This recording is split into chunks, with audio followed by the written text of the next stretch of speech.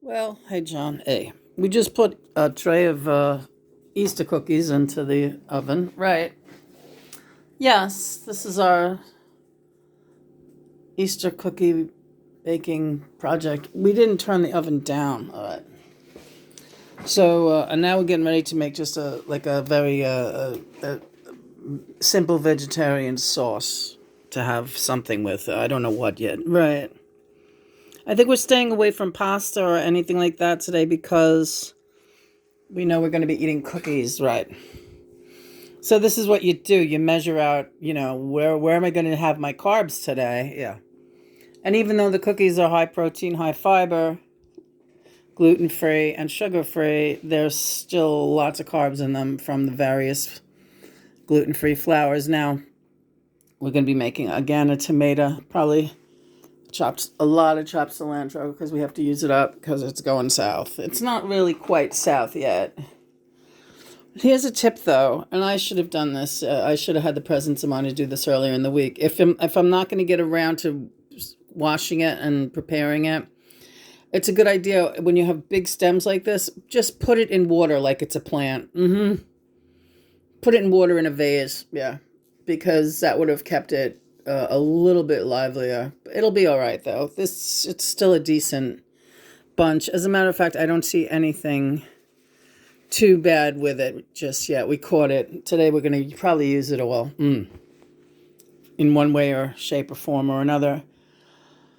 So we were talking earlier today with Donna Summer and Eric Carmen, but we were also discussing the documentary about Woody Allen that we are in the middle of watching, and Mia Farrow. I believe it's called Farrow versus Allen. On HBO, and I realized the most condemning thing about the entire video is not the statements from various victims or observers of the family during this time of these allegations. The most disturbing aspect of the video is the home movies. Amazingly, is looking at him and his behavior toward this child. While none of it is the explicit stuff that she describes happening to her, of course there's not going to be film of that. There is this adult, I don't know how better to put it, the way he gazes at this little girl and singles her out from the other kids with this very intense, always hanging on this kid. There's a lot of kids in that family. Baby's younger than her. The one younger than her is supposedly his biological kid. He's not really interested in that kid. He wants that little adopted blonde girl. He also specified to Mia, because she expressed the desire to either have another child at the time or to adopt another child. One way or another, she wanted to raise another child. And she was talking about the different countries and that they could. And he said, I would really be open to co-parenting a little blonde girl. Why don't you adopt one of those from somewhere? Ding, ding, ding. What does she do? She runs out and adopts a little blonde girl. Where'd you find this kid? The kid is custom made for like adorable little blonde baby. What were her contacts? You know how hard it is to adopt any kind of child? So what are you saying? I'm seeing really fault. But you know what? She's on film in hysterics saying, "What have I done? This was my fault." She never denies that she was completely responsible for this situation, that she set it up like a bowling pin. Knock that kid down like a bowling pin. And she didn't protect her. And the behavior went from bad to worse over time. And she was getting more and more uncomfortable and kept talking to him about it, but he would get enraged and accuse her of having a dirty mind, Mia. And then she would be scared and drop it. And she left the kid alone with him a lot of times. But then she started asking the nannies, and first of all, I would not leave anything up to nannies at this point, but she did. She left the kid alone. Whatever situation dictated it, she left the kid alone with nannies plenty, and Woody would come around when he knew that he had an opportunity to bring her up to the attic or wherever he wanted to go with her.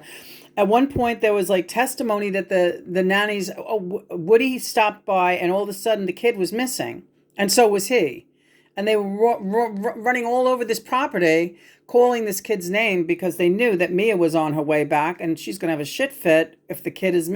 And lo and behold, just as soon as Mia got home, it's like, I guess Woody was looking out the attic window and he rushed the kid downstairs.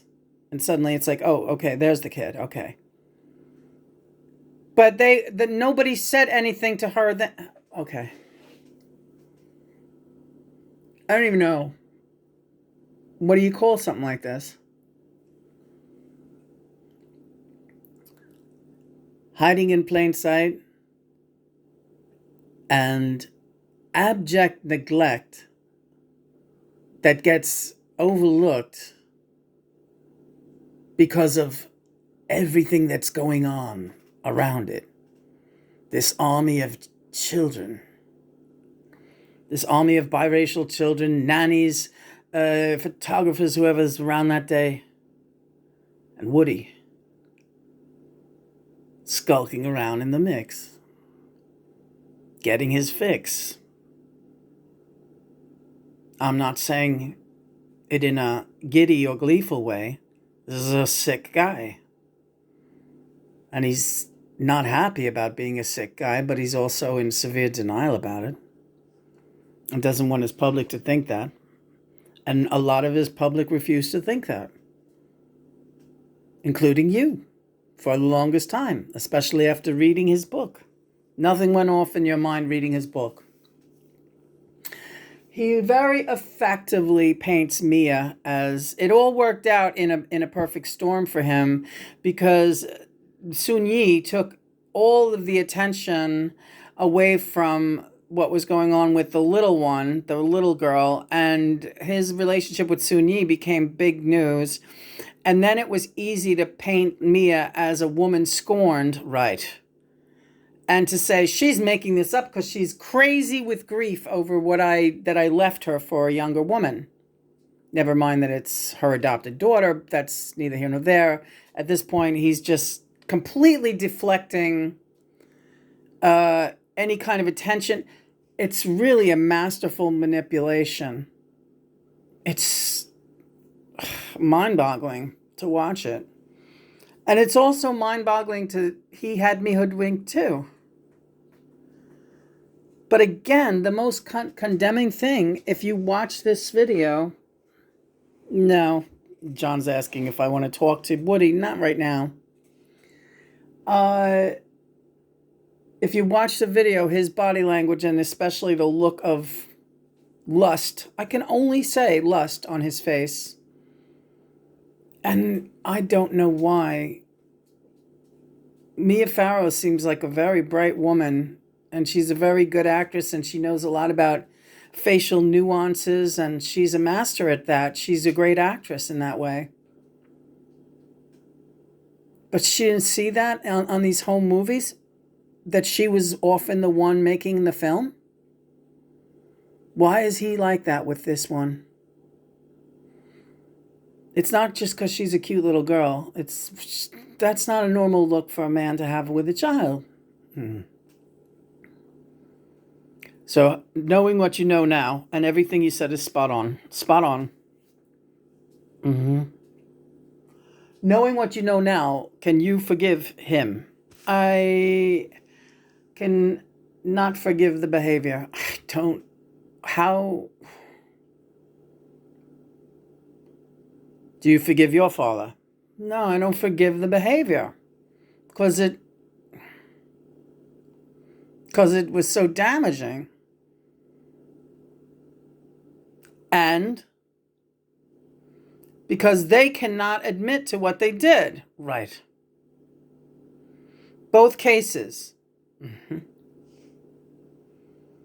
It's very hard to forgive someone who does not ask for forgiveness. Right. Is there an answer? If there is, you'll find it. I have faith in you. So this was really a real stepping stone watching this video.